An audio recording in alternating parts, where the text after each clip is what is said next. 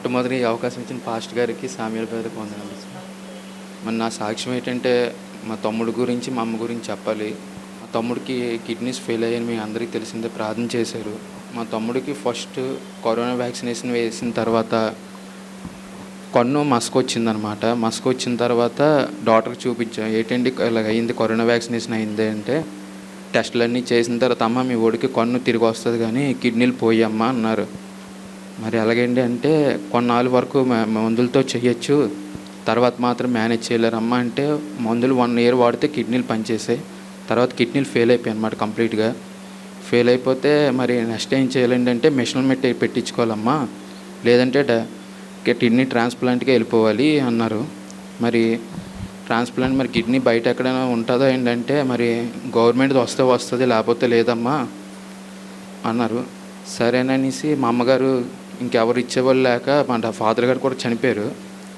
ఇంకా మా అమ్మ నేనే ఉన్నాం, ఇద్దరిలో ఒకరే ఇవ్వాలి, నువ్వు చిన్నోడు వద్దునా అన్న నేనే ఇస్తాను. మా అమ్మ కిడ్నీ టెస్టులు చేయించారనమాట. కిడ్నీ టెస్టులు చేయిస్తే మా తమ్ముడి కిడ్నీ మా అమ్మ కిడ్నీ సేమ్ ఎగ్జాక్ట్గా మ్యాచ్ అయ్యాయి. డాక్టర్ గారు అన్నారు, బయట వాళ్ళు ఇస్తే పెద్దగా బతకరమ్మా, 10 సంవత్సరాలు బతుకుతారు, అదే నువ్వు ఇస్తే మాత్రం ఒక 40-50 ఏళ్ళు బతికేస్తాడమ్మా మీ అబ్బాయి అన్నారు. ఆ తర్వాత టిష్యూ మ్యాచింగ్, బ్లడ్ టెస్టులు అన్నీ మ్యాచ్ అయ్యి, మీకు టెస్టులు కూడా పెద్దగా అవసరం లేదమ్మా, బయట వాళ్ళు అయితే 1 లక్ష రూపాయలు ఎక్కువ అవుతాయి, మీది ఒక 50,000-60,000 టెస్టులు అయిపోతాయి అమ్మా, చేయించుకోండి అంటే అన్ని టెస్టుల్లోని అమ్మకి బాగానే వచ్చింది. హార్ట్, లివర్, కిడ్నీస్ అన్నీ బాగానే ఉన్నాయి. అమ్మకి ఈ మనిషికి ఏ జబ్బు లేదని తెలిసిన తర్వాతే కిడ్నీ తీయడానికి లాయర్ గారు, డాక్టర్ గారు, పోలీసులు అందరూ సంతకాలు పెట్టించారు. మరి కిడ్నీ తీసిన తర్వాత ఎవరిదమ్మా బాధ్యత, ఎవరు చూసుకుంటారంటే, మా మామగారు కానీ కనీసం కూడా నేను చూసుకుంటాను అనలేదు, నేను ఒక్కడనే సంతకం పెట్టాను. కిడ్నీ ఆపరేషన్ అయినప్పుడు మా అమ్మగారు, మా తమ్ముడు గారు వెళ్ళారు. కిడ్నీ ఆపరేషన్కి వెళ్ళి ఒక 3 రోజుల ముందు మా తమ్ముడితో పాటు కంచరపాలెం నుంచి ఇంకో అమ్మాయి కూడా కిడ్నీ ఫెయిల్ అయ్యి వచ్చేది. కరెక్ట్గా వీడికి ఆపరేషన్ అయ్యి 3 రోజుల ముందు ఆ అమ్మాయి చనిపోయింది అనమాట. ఇద్దరం ఒకే ఏరియా నుంచి, వాళ్ళ అమ్మగారు మా అమ్మగారు ఒకేలా బయలుదేరేవారు. తమ్ముడికి ఆపరేషన్ అయిన అమ్మ కిడ్నీ ఇస్తే ఒక 24 గంటల్లో నాడు కిడ్నీ జబ్బు అంతా పోయి చక్కగా పాస్టర్ గారికి కూడా చెప్పాము. కిడ్నీ ఆపరేషన్ అయ్యే ముందు పాస్టర్ గారికి చాలా ప్రార్థన చేశారు. 1 ఇయర్ ఇంచుమించు 2 ఇయర్స్ ప్రార్థన చేశారు వదలకంట మా గురించి. ఆపరేషన్ కూడా 24 గంటల్లో జబ్బు అంతా పోయి, లోపల ఉన్న బ్లడ్ ప్యూరిఫికేషన్, యూరిన్ ప్యూరిఫికేషన్ మొత్తం అంతా పోయి మంచి స్లిమ్ అయిపోయాడు. అయిపోయిన తర్వాత మీ అబ్బాయి చాలా బాగున్నాడమ్మా, ఇంకొక 5 డేస్లో డిశ్చార్జ్ ఇస్తాం, చక్కగా కొట్టుకెళ్ళొచ్చు అన్నారు. మరి మా అమ్మగారికి ఏమైందో తెలీదు, విపరీతమైన వామిటింగ్ సెన్సేషన్ అయితే మొదలైంది. వాంతులు అయిన తర్వాత డాక్టర్ గారిని అడిగాను, ఇలా వాంతులు అవుతున్నాయి ఏంటండి, అది మొత్తం ఉంటుందమ్మా, మొత్తం వల్ల తప్ప ఇంకేం కాదు, మీరు ఇంటికి అమ్మని కూడా ఒట్టుకెళ్ళిపోవచ్చు, పర్లేదు అన్నారు. తమ్ముడిని అమ్మని ఇంటికి తీసుకెళ్ళిపోయాను. మరి కిడ్నీ ట్రాన్స్ప్లాంట్కి అనుకున్నాం కానీ డబ్బులు అయితే మాత్రం చాలా, ఎంత అవుతుందా అని డాక్టర్ గారిని అడిగితే 3 lakhs అన్నారు. మా దగ్గర చూస్తే డబ్బులు లేవు, టెస్టులకే 50,000 దగ్గర అయిపోయి. మరి అలాగని మా చిన్నాన్నగారి దగ్గరికి వెళ్ళి అడిగాను, చిన్నాన్నగారు ఏమైనా ఆర్థిక సాయం చేయండి, మాకు లేవు, ఏమి లేవు అంటే, మీ వాటాకి ఒక 10 సెంట్లు వస్తాయమ్మా, అమ్మేసుకోండి. అదేంటి చిన్నాన్న, మాకు 50 సెంట్లు కాదు రావాలి, 10 సెంట్లు, అవన్నీ నీకు అనవసరం, నువ్వు పేపర్ల మీద సంతకం పెట్టి మీ ప్రాణాల ముందు కాపాడుకో, అవన్నీ నీకు అనవసరం అన్నారు. తర్వాత మా పెద్దనాన్నగారికి ఫోన్ చేశాను, పెద్దనాన్న మరి ఇలాగ అంటున్నారు ఏంటి అంటే, లేదురా వాడు మీకు అన్యాయం చేస్తున్నాడు, ఊర్లోని సర్వీడి తోట మీద 3 లక్షలు వస్తే ఆ 3 లక్షలు ఆడి దగ్గరే ఉన్నాయి, మామిడి తోట కూడా కొంచెం అమ్మేశాడు, ఆ డబ్బులు కూడా ఆడి దగ్గర ఉన్నాయి, మీ వాడి దగ్గర చాలా డబ్బులు ఉన్నాయి, మీరు అడగండి అని అంటే, మీరు ఏం చేసుకుంటారని అలాగే అడిగాను. మీరు ఏం చేసుకోండి, మీకు కావాలని 2 లక్షలు అయితే ఇస్తాను, మీరు సంతకాలు ఎడతెట్టండి, లాభ మానేయండి అని అన్నారు. అమ్మ అన్నారు, అమ్మ నేను తినిన తర్వాత మాకు అలాంటివి ఏమి వద్దండి, మాకు దేవుడు ఉన్నాడు, దేవుడే సహాయం చేస్తారని సంవత్సరం దేవుడికి మొరపెట్టామండి, కన్నీరు ప్రార్థన పెడితే మా తమ్ముడు పనిచేసే చోట వాళ్ళ మేనేజర్ గారు చూసి, రోజుకి అబ్బాయి పాడైపోతున్నాడు, ఏంటమ్మా మనకి ఏం ఆపరేషన్గా మరి ఎవరైనా ఇస్తాను, మా అమ్మగారు ఇస్తున్నారండి, మరి డబ్బులు లేవండి అంటే, సరేనమ్మా నేను 1,00,000 రూపాయలు మామూలు నాకు ఇస్తాను, 2 లక్షలు మాత్రం మీరు అప్పు నావే ఇస్తాను, కానీ అప్పు తర్వాత తీర్చేసుకోండి అన్నారు. అలాగేనండి తీర్చుకుంటాం అన్నాం. కానీ ఏ రోజు కూడా ఎవరిని అడిగే స్థితిలో దేవుడు పెట్టలేదు, ఏ డొనేషన్లు ఎవ్వరూ అడగలేదు. అంతలో ఆయన అడిగి మాకు 3 లక్షలు ఇచ్చారు. ఏ రోజు ఎవరిని రూపాయి అడగలేదు. సంవత్సరంలో దేవుడికి తప్ప ఎవరికి, మనుషులకి ఎవరికి డొనేషన్లకి, ఎమ్మెల్యేలకి, ఎంపీలకి ఎవరి మీద ఆధారపడలేదు. ఒక దేవుడి మీద మొరపెట్టాం. అది అయిపోయిన తర్వాత, ఆపరేషన్ అంతా అయిపోయిన తర్వాత ఇంటికి వచ్చిన తర్వాత అమ్మయ్య అనుకుంటే, ఒక 4 డేస్ తర్వాత మళ్ళీ యూరిన్ స్టాప్ అయ్యింది. ఎందుకు స్టాప్ అయిందని అంటే, డాక్టర్ గారు తీసుకురండి అమ్మ ఒకసారి చూద్దామని అన్నారు. చూస్తే అడ్మిట్ చేసిన తర్వాత ఒక 2 డేస్ అడ్మిట్ చేయమ్మా, చాలు, ఎక్కువ అవసరం లేదు, ఏటైందో చూద్దామని టెస్టులు చేస్తే కిడ్నీ బాగానే ఉంది. యూరిన్ ఎందుకు ఆగిందని అంటే లోపల ఒక పైప్ పెడతారు, ఆ పైప్ మాకు తెలీదు. ఆ పైప్ బ్లాక్ అయ్యిందంట. ఆ బ్లాక్ అయిన పైపు అలా 4 డేస్ 3 డేస్ తీకంట డాక్టర్ అలాగా నా రోజులు పొడిగిస్తూనే ఉన్నాడు. డాక్టర్ గారు చెప్పండి అంటే ఆయన ఢిల్లీ కూడా వెళ్ళిపోయాడు అనమాట. వెళ్ళిన మనిషి 5 రోజుల వరకు తిరిగి రాలేదు. ఈలోపు రూమ్ ఛార్జెస్ ఎంత అంటే రోజు 5,000 అమ్మా అన్నారు. సరే ఎంత అయిందని అంటే 1 lakh అయిందమ్మా అన్నారు. దానికి తోడు మీ తమ్ముడికి ఇంజక్షన్లు కూడా కావాలమ్మా, 50,000 అవ్వాలని అన్నారు. నా దగ్గర రూపాయి లేదు. ఏదో 2 రోజులు అంటే ఏదో 20,000 30,000 కట్టేసి డిశ్చార్జ్ అయిపోద్దాం అనుకున్నాను. అయిపోతే కరెక్ట్ డిశ్చార్జ్ అయ్యే ముందు రోజు ఓనర్ గారు వచ్చి, మా సార్ మేనేజర్ గారు వచ్చి, అమ్మ ఎలాగుంది మరి, ఎంత కష్టపడి చేసాం, మీ అబ్బాయికి ఫలితం లేదా ఏంటంటే అంత బాగానే ఉందండి, 2 రోజులు అని చెప్పి ఇలా 1 రోజు చేశాడు ఈ డాక్టరు, ఇప్పుడు 1,10,000 బిల్లు అంటున్నాడు, నాకేం చేయాలో తెలియట్లేదండి అంటే, అవునమ్మా నా దగ్గర ఉన్న డబ్బులు ఇచ్చాను, మేము మీకు చేశాను, నా దగ్గర ఇంక డబ్బులు లేవు అని అన్నారు. మరి ఏం చేయగలం ఏంటంటే కరెక్ట్గా అదే టైంలో దేవుడికి 3 రోజుల ముందు నుంచే మొరపెట్టాను, నా పని అయిపోయింది ప్రభా, ఇంకా డబ్బులు లేవు, ఈ హాస్పిటల్ మీదకి ఎక్కేస్తారు. కరెక్ట్గా డోర్ తెచ్చుకొని బజాజ్ ఫైనాన్స్ వాళ్ళు వచ్చారండి. బజాజ్ ఫైనాన్స్ వాళ్ళు వచ్చి అడిగారు కరెక్ట్గా, సార్ మరి చూడండి సార్ ఏమైనా అంటే, ఒకసారి నా కార్డు ఇస్తానమ్మా, లిమిట్ ఎంత ఉందో చూడు, దాన్ని బట్టి చూద్దామంటే అప్పుడు క్రెడిట్ కార్డు వెళ్ళి అక్కడ లిమిట్ చూస్తే కరెక్ట్ 1 lakh ఆయనకి శాంక్షన్ అయింది. ఇది కూడా ఇస్తానమ్మా, కానీ మీరు డ్యూటీకి వచ్చిన తర్వాత కట్టేసుకోవాలమ్మా, కంపల్సరీ కట్టేసుకుంటామండి అని అన్నాను. అప్పుడు కూడా దేవుని నొగలేదండి. హాస్పిటల్ ఉన్నప్పుడు 7 రోజులు చేర్చి ప్రార్థన చేశాను. ఆ డాక్టర్ సింపుల్గా ఊరెళ్ళిపోయి రాలేదు, కానీ ఆ బాధ నాకు పడ్డాను. అక్కడ కూడా దేవుడు 1 lakh ఇచ్చాడు. అలా బంధువులు మా చిన్నాన్న ఆపరేషన్ అయిన రోజు వచ్చి హాస్పిటల్ మెట్లు కూడా ఎక్కండి కిందకి నన్ను పిలిచి, మీ హోటల్ అమ్మేసుకోండి అంటున్నారు తప్ప మనిషి బాగుందా లేదని ఎవ్వరూ అడగలేదు.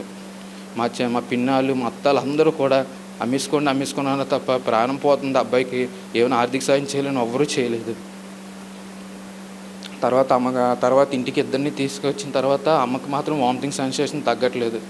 ఫస్ట్ నార్మల్గా వాంతులే వచ్చాయి, ఏం కాలేదు.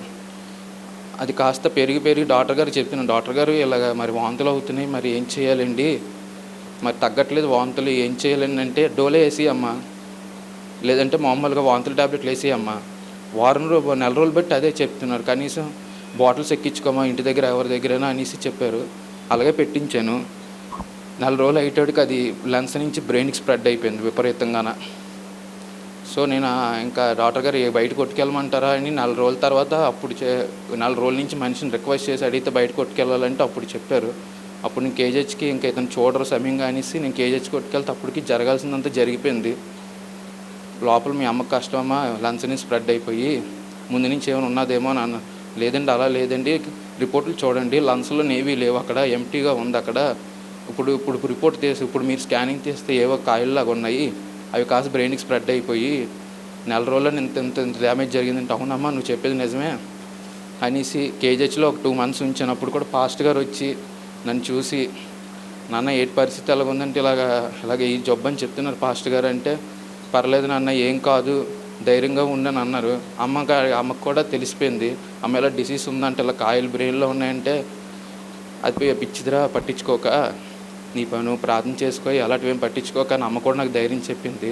2 months అయిన తర్వాత హాస్పిటల్లో ఉన్న తర్వాత బుర్ర కరెంట్ పెట్టాలమ్మా, మరి ఇవి స్ప్రెడ్ అయ్యాయి కదా అంటే, సరే పెట్టండి అన్నారు. పాస్ట్ గారు కూడా వచ్చి చూసి నా దగ్గర డబ్బులు ఉన్నాయా లేవా, వీడిది నిజంగా అబద్ధం ఆడుతుంది నిజం ఆడుతుంది, నా దగ్గర నా పర్స్ చూసి మరీ ఉన్నాయో లేదు చెక్ చేసి మరీ వెళ్ళారు. కావాలంటే ఆర్థిక సాయం కూడా అప్పుడు చేశారు, నుంచి నాన్న అమ్మకి ఏమైనా కొనిపెట్టనేసి. 2 సార్లు హాస్పిటల్కి వస్తే 2 సార్లులోని నా దగ్గర ఉన్నాయో లేదు చెక్ చేసి మరీ వెళ్ళారు. తర్వాత ఇంకా అమ్మకి ఇంకా కష్టమని అన్నారు. తర్వాత ఇంకా మెడికోర్కి లాస్ట్ కొట్టుకెళ్ళాను ప్రైవేట్ హాస్పిటల్, నా స్తోమకు మించి ప్రయత్నించాను. అప్పుడు నా దగ్గర డబ్బులు లేవు, తమ్ముడికి అయిపోయి వెళ్తే అక్కడ 3 రోజులు చూసి దానికి ఆ డిసీజ్కి వ్యాక్సినేషన్ వేసి ఇంటికి తీసుకెళ్ళండి అమ్మ, కొన్నాళ్ళే ఉంటుంది కానీ ఇంకా కష్టం అమ్మ, పర్లేదు ఇంటికి కొట్టుకెళ్ళాలంటే ఇంకా అమ్మకి ఇంకా 3 రోజులు చక్కగా చూసుకున్న తర్వాత అలాగా టిఫిన్ తిని టీ తాగి అలా నా చేతుల్లో అలా తింటే అలా కోమాలోకి వెళ్ళిపోయారనమాట. కోమాలోకి వెళ్ళిపోతే కొంతసేపు లేచారు, ఒకసారిగా లేచి అమ్మ ఇంటికి వెళ్ళి వస్తాను, పర్లేదు నీకు అంతా బాగానే ఉందంటే, బాగానే ఉంది ఏం పర్లేదు వెళ్ళరా అని అన్నారు. నేను ఇంటికి వెళ్ళి మార్నింగ్ షవర్ చేసి వచ్చేటప్పటికి ఊపిరి తప్ప ఇంకేం తీసుకోవట్లేదు. అప్పుడు ఇంకా హాస్పిటల్కి పట్టుకెళ్తే మీ అమ్మగారు కోమాలో ఉన్నారమ్మా అన్నారు. అలా ఈవినింగ్ 5కి చనిపోయారనమాట. నాకు తెలిసిన డాక్టర్స్ అందరిని అడిగాను, లేదమ్మా అతని నిర్లక్ష్యం వల్ల ఇలాగ మీ అమ్మకి అయ్యింది, ఇంకేమీ లేదు ఇందులో జరగడానికి, చేసేదేమి లేదన్నారు. లాస్ట్ రోజు వరకు మా అమ్మగారు కూడా పెద్ద ప్రార్థన చేయలేదు. కానీ పాస్టర్ గారు మాత్రం ఏడ్చి ప్రార్థన చేశారు మా అమ్మగారి గురించి. ఆయన ప్రార్థన వల్ల ఇలాగ ఉన్నారు. మా తమ్ముడు ఇలాగ ఉన్నారు. మా తమ్ముడు అయితే 2 నెలలు ఆపరేషన్ జనవరిలో అయితే 2 నెలలు పింఛని, దేవుని కృపలో పింఛని కూడా ఆగలేదు. 2 నెలలు అందరికీ ఆపరేషన్ చేస్తే వెంటనే ఆగిపోద్ది. కానీ 2 నెలలు 30,000 వచ్చింది. అవి అలాగ ఇంటి మెయింటెనెన్స్ సరిపోయి. తర్వాత ఇంకా రాబోయే రోజుల్లో ఇంకా ఇంటి మెయింటెనెన్స్ కష్టం, రెంట్ ఇవన్నీ కట్టలేదు. నేను చూస్తే డ్యూటీకి వెళ్ళలేదు. అమ్మ తమ్ముడు అందరూ ఆ తమ్ముడు వెళ్ళలేరు, అమ్మ వెళ్ళారు. ఇక ముగ్గురు క్లోజ్ అయిపోయాం. అప్పుడు కరెక్ట్ తమ్ముడు అన్నారు, డాక్టర్ గారు నేను డ్యూటీకి వెళ్ళొచ్చా, మా అన్నయ్య వెళ్ళలేరు, మా అమ్మ వెళ్ళలేరు, నేను వెళ్ళొచ్చా అంటే, పాస్టర్ గారు కృప ఎంత ప్రార్థన చేశారు. మరి ఎవరైనా కిడ్నీ ఆపరేషన్ చేస్తే సంవత్సరం లేదా 7 months 8 months పడుతుంది. కానీ వాడు మాత్రం 2 monthsలో లేచి వాడు డ్యూటీ వాడు చేసుకొని ఆ కిడ్నీ కూడా చక్కగా వాడు సొంత కిడ్నీ లాగా సీరం క్రియేటిన్ మహా అయితే ఒక కిడ్నీ మీద 1.4 ఉంటుంది. కానీ వాడికి 0.5 నుంచి స్టార్ట్ అయ్యి, అంటే 2 కిడ్నీల సామర్థ్యం వాడికి ఆ కిడ్నీ ఇచ్చింది మా అమ్మ.